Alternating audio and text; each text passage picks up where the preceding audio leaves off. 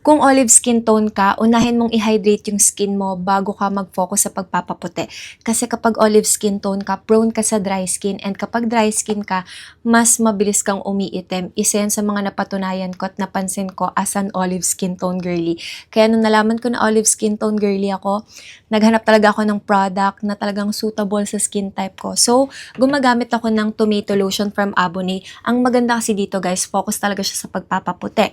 So, this one, formulated siya ng nano-white glutathione, kojic, plus arbutin. Hindi lang siya for whitening, good for brightening na rin siya. So, kung may mga tan lines kayo, uneven skin tone, hindi pantay na kulay na balat, napakaganda neto.